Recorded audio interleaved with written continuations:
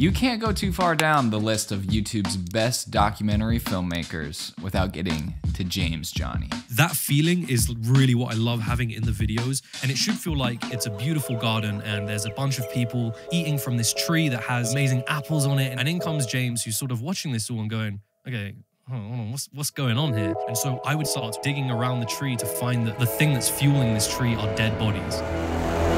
Whoa, relax, like, hold on everyone, like this is what's happening underneath the surface. James's video builds on that feeling of unease. I've doubled down on more of like the investigative, almost that feeling of like a conspiracy sort of video. But how does James tell a story that anyone could tell, but with a cinematic quality that should be on Netflix? In this episode, we break down how James uses crazy editing techniques like editing in a non-linear way to bring his audience on his emotional journey as a filmmaker. How James uses cinematic motifs to play with his audience expectations and keep them watching. And we get an inside look at James's creative process, how he guides the edit with music, and how he directs his motion graphics team to generate some of the most polished visuals on YouTube. This is the Editing Podcast, and this interview was recorded with Riverside, the all-in-one video podcasting tool. If you're new here, please subscribe. I'm very excited to introduce you to Sam Bankman Fried. The wealthiest person under 30 in the world. Sleeping on a beanbag in his office. You build these people up to be these really interesting people, but you know that their entire world, their entire foundation is about to crumble. From a $32 billion company to bankruptcy in a matter of just 4 days or so. Many out there who believe he's just a pathological liar. I feel like that comes down to just the stories that you pick, like inherently are just interesting. And I think that is a really good analogy, I think, for what I'm trying to do with the videos is to give you first like a mystery, something that's intriguing, that has almost, again, that essence of, I think, a community around it, like with both mega churches, cryptocurrencies, even FTX, and especially this new video that I'm working on, there's this element of like, there are a bunch of people that surround this thing, that there has a lot of attention around it, but there's a sense of something isn't quite right. And I think I'm just naturally hooked to stories like that, which is why I usually gravitate in that direction when I pick ideas. How do you make us feel that? It's like, because yeah, you can show us, hey, look how great Sam Bankman Fried is, but I don't trust him already. How did you make us feel that? With the context in mind that you're watching a video titled The Fake Genius, there's already a feeling of unease with that. I think in the hook of that video, there was a really important sort of contrasting moment that I wanted to get, where you start off the video with this very exciting music. The wealthiest person under 30 in the world. Almost too overly optimistic, where you sort of hear me saying, there's this guy, everybody loves a story about an underdog and a genius, and then you hear like Sam Bankman Fried, he's sleeping on beanbags and he's rich and he wants to give all of his money away, and then you eventually have the switch, which is like literally me going, you know, the equivalent of I'm not like other girls, like this isn't like, this isn't one of those stories. He wanted to dedicate his life to doing good for the world. This is not one of those stories. And then that launches us into the next segment, which is where we sort of, the tone shifts, there's a bit of a darker theme, and we get this Mark Cohodes tweet appear, which is just literally the words, FTX is a problem. After having a whole segment of how great this guy is and how amazing he is, just having that moment of someone tweeting FTX is a problem is like, okay, like, all right, what's happening? Like, let me dig into this. And so in the case of the video, there was this common motif that we used, which was these puzzle pieces kind of coming together. A puzzle that had managed to fool so many. But what I found was a story that left people broken. Throughout the video, you start to see how these puzzle pieces happen as we go to the past or go to the present. And we're starting to see slowly as an audience, you're getting a picture of, okay, so I see like this thing is important, this thing is important. I'm starting to understand how all of this is going to lead up to this big collapse moment. And it's almost like when you have those moments, you can feel what it's like to be me in the sort of story of trying to piece together what is going on. Taking the audience through the same journey that you essentially took, it brings in a very interesting narrative. It's like by throwing us backwards and forwards in time in the same way that you are discovering it yourself in that sense, making us discover it in that probably same way. Every single time a significant moment happened, it was then bookended with cutting towards the puzzle pieces. But if you tell someone that there is a box that they can put their money into, and that box will return back tenfold what you gave it, how could you not be tempted? From the years of 2020 to 2021, the world of cryptocurrencies had become that box for regular people. The puzzle pieces though, it was a really satisfying, I would say, retention moment of like, I am now understanding this story so much more. I'm seeing it being built. But I think the really, really cheeky part of it all is at the start of this video, you started with those puzzle pieces and you broke them away. Yeah. And I was like, wait, no, I wanted to see what that was. But then you started building it back up. In the retention editing language, that became my dopamine hit. You know, like, oh, this is working. I am now getting the signal of chapters of like getting that sense of progression. It's a very cheeky retention storytelling technique, but it worked very well in this context. This interview was recorded with Riverside, the all-in-one video podcasting tool. So we've been using Riverside for over a year now, and it's simply because they've been a great supporter in making sure that our show gets made. Not all of our guests can be in person. So to make sure that we can still make our show, we've been using Riverside for our remote podcast interviews. And the video quality is excellent. You can record up to 4K. And we've mentioned multiple times before the ease of use of their multi-track recording system. And now Riverside has changed the podcasting game again with a new AI-enhanced video editor that radically cuts down your editing time. This just knocks so many hours off, like instantly. Riverside's editor means you can make your entire podcast just on their site, such as their transcription-based editing. You can simply search a section to cut and delete it in your video immediately. You can also remove silences with just one click. That's like half the podcast already edited. You can automatically add captions and use AI to clip with Magic Clips. Magic Clips uses AI to identify the best parts of your podcast and then shares them across social platforms. Start using Riverside for your show and use the code editingpodcast for 20% off. The countdown, that then being another sense of progression, another sense of time of something for us to then look forward to towards that moment. Why was the countdown so important for you in this story? Yeah, the countdown thing was interesting because that was never in the kind of like original sort of first draft of the video. It only became a concept after in the second draft, especially when I committed to the idea of not telling this story in a linear way. And when I went and looked at the first draft and this sort of back and forth, it kind of felt jarring, like something just felt wrong or that it was missing. And I think it was just naturally through the scripting process, like, what if I just add in like a countdown of like 10 months left?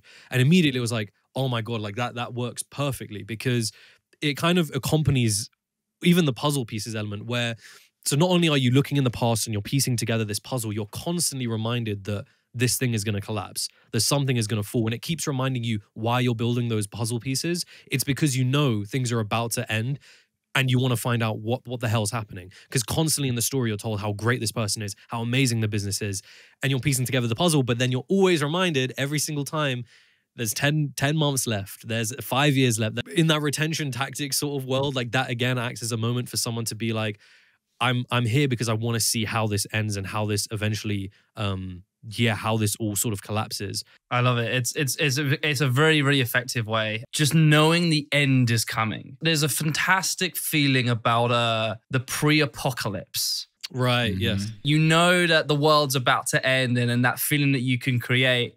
And then just that countdown of like, this is when the apocalypse is going to happen. Sam Bankman Fried is the devil.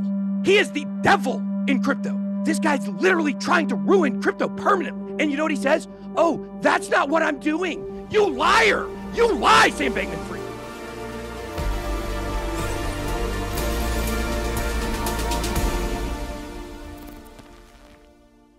So James, the polish of your videos is excellent quality. This is the things that we would see on network television or some of the biggest streaming sites. The thing that I'm definitely curious of is, of course, the journey to get to that point. So I'm curious, what does the V1 version of this look like, the assembly cut? Let's say you've recorded everything, you've got it, and what I'll have is somewhat of a storyboard before we jump into the edit. And storyboard will literally be like, script is kind of on the left side, on the right-hand side, you'll have somewhat of a direction, whether it's motion graphic here, B-roll of this thing here, etc., etc. Gives you some sense of what the edit could look like. Once you get into the edit, you drop in your A-roll, your face cam, me narrating footage, cut it all up, any mistakes and stuff, so that you've just got the things that you know you're going to include. After that's done, you know that there's going to be bits of kind of essential B-roll is what I call it. We know that there's going to be a footage of this thing happening here or this interview here because it's literally in the script and it says so. So we start to put in the essential footage in there. What happens next is where things get a little bit more interesting. It's where you kind of go into this process of back and forth, and it will be now the moment where you start to implement some music. And music, like I mentioned, is a big part in my videos and what I do. So as soon as I drop a song in, that can dictate a lot about how the footage is going to roll and how everything is going to be paced.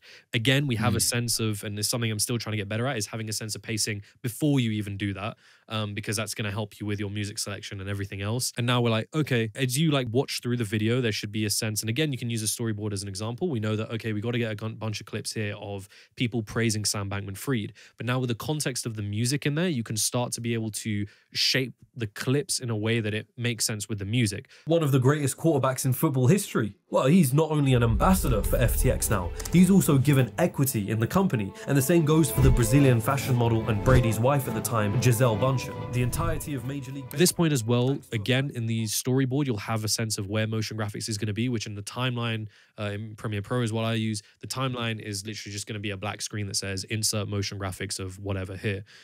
Once you've got a good sense of, we know the music is right, we have a decent amount of footage, an archive footage that we know we're going to use. Maybe there's some like polishing that needs to be done with it, but whatever. We have a very good sense of what all of that is going to be. For a lot of them, so I have a lot of what I call internet sequences in my videos, which is just anything where it's like clicking on an article or searching someone's name on Google. It's a very kind of specific thing that I have a lot of the time in my videos. I've got a whole creative brief page that instructs like how to go about making those internet sequences, from the effects used, including like After Effects templates, all of this stuff. And I will generally give that to my motion graphics editors. We had this detective board thing that appeared, is what we called it, where we showed kind of the piece of the individuals who are important in the kind of Sam Bankman Fried team or FTX inner circle. Those ones require a bit more storyboarding. Screen record me really badly, but still somewhat helpful in a Paint, in an MS Paint document, and just like drawing what I'm like looking to have happen with the motion graphics. Once they're done with the motion graphics, there might be a little bit of back and forth, but once they've finally locked it in, we just plug it into the sequence, and then yeah, mixing and mastering kind of happens afterwards, which I'm very terrible at.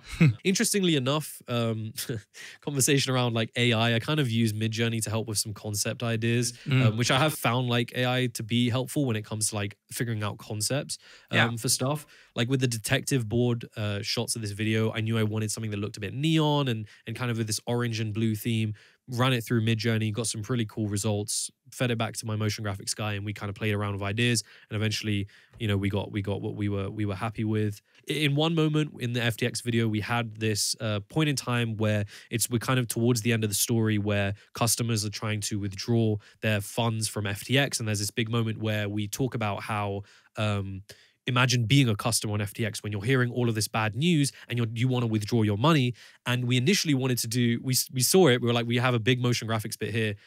Can we just record something? Can we get like some actual footage like of this? And we tried, we did it like a day. We tried to you know, film something, and it didn't work. We didn't manage to find a good way of doing it. So we went back to the drawing board and was like, okay, let's just actually go and have an animation that is mimicking what it'd be like as a person on their computer. So the animation themselves is like being in a browser, clicking and seeing the article, then clicking to the tweet and seeing CZ. It's very like it's kind of on the nose, very obvious, but it was a moment where we're like, okay, cool, this is fine, like let's move on. And yeah, you'll get moments like that. I try and avoid it, but that generally is how sort of directional motion graphics will work. Hey, hold up. Let's take a quick music break. This is nice, isn't it? Music is such a key source of inspiration for me. Lots of times I put music on and I just sit and I think and I listen. I'm like, is this gonna work for a scene on my next project? Is this gonna work in this YouTube video? And doing that research ahead of time is a big deal. And when I find something that I know I'm gonna wanna use in a scene, I get pretty stoked, bro. It's kind of exciting. MusicBed is that source of inspiration for me. And recently I have made the switch to MusicBed for my music needs. The reason why I like to use MusicBed as opposed to anybody else is that their curation level is absolutely ridiculous. I've heard that they literally only let 1% of the music submitted to them on their service. If it's not a bop, it's not a cop, if you know what I'm saying. They have any kind of genre, any kind of mood, and the producing quality is absolutely ridiculous, like off the charts. It sounds so pro that you might even find artists that you already like on Spotify, and you could use them in your next video with MusicBed. So make the switch to MusicBed today and experience what is only on MusicBed. Check the link in our description and get a 14-day free trial right now. Back to the conversation. What are some of the small moments that are really important for you to pull off in this documentary? When I do the videos, there's always an element of like, you want to find what the heart of the story is, like what's kind of the thing that actually brings the human emotion into it. Because Sam Bankman Fried is this very, larger than life type of character. You just hear big headlines about how much money he's worth and how much money the FTX collapse caused and all of this stuff. It's very hard to relate to it, maybe on a human and emotional level. So one of the important things that I really wanted to have was this interview that I had with one of the victims of the FTX collapse, who had a really powerful story, which I think humanized everything that was going on. I was following the situation quite well after all of this, and I was horrified.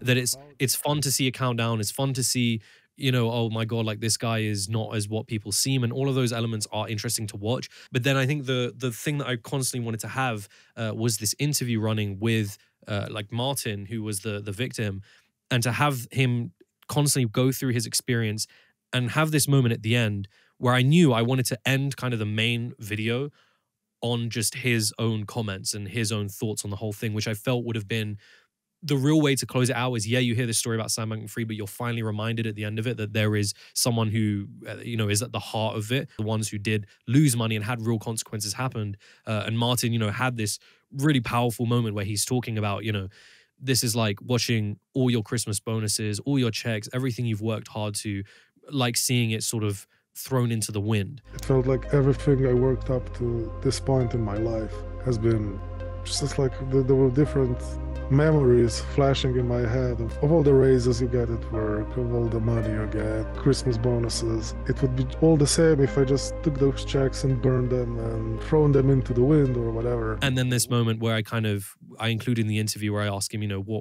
what would you say to Sam Bankman Fried if he were, if you could talk to him, and him just saying, just try make it right if he has any humanity left. I think that was a really big moment to emphasize that it wasn't just about this Bankman Fried character that everyone spoke about, that there were real losses at the end of it all. And that I think was like kind of the heartbeat of the story, which I think was really important to include. Otherwise it becomes this funny roller coaster story of a rich man who, is so great and good and turns out he's not.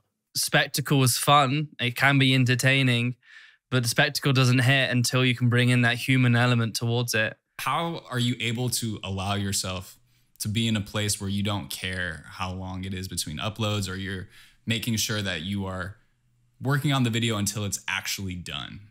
Funnily enough, I do care quite a bit about the upload time. It's been my biggest kind of a pet peeve at the moment in terms of not being able to consistently upload. I think, again, part of the issue is I still have those areas of perfectionism, which makes me want to continue to draw things out. Slowly, as I've started to begin developing out a team or people to help me, like with this FTX video, we hit a point, weeks before the actual release, where I'm looking at my my creative producer and I'm saying to him, bro, I don't think this is ready. Like, there's so much more that I want to add into this. Like, the video is bad, it's terrible, I can't put this out. And he's like, look, we had a conversation about it. We're like, we need to be happy with 70% of this thing being good and continue and move on from there. Because truthfully, that perfectionism wanted me to pursue the best possible video in lieu of like the emotional stress and mental fatigue and physical fatigue that would take to get that last bit completed. And I think it was helpful having, again, someone to actually, again, fundamentally different to what it was before, prior to burning out, where I brought on a team and thought I had to come with the answers. This was a moment where I got to sit down and be like, okay, here's how I'm feeling. And we ended up, figuring out the solution in there. What we've been coming to realize amongst a lot of these conversations is that last 30 to 20% of details, barely 100 people will really notice that detail. Yeah. But then that's where you then start breaking your mind on that detail that 99.9% of the audiences won't care about. And as you gain the audience and you gain the pressure of like a reputation of being someone that uploads like high quality content, is I started to lose this principle, which is really important, I think, to me, which is giving yourself permission to be bad. That was like, I wouldn't have even uploaded my first video if I didn't like drill that into my head, because you know, when I was making the first video, as I'm recording in my head, the only thought was, this is the worst thing. This is going to be so bad. But it was always like, give yourself permission to be bad. It's going to be okay. And and bear in mind, like, I didn't have any editing experience really prior to starting this channel. The only way I slowly improved on that and understood a lot of like what I was doing was, again, going, this video, there were good moments, a couple moments where I think I could have improved. Let's move on to the next one.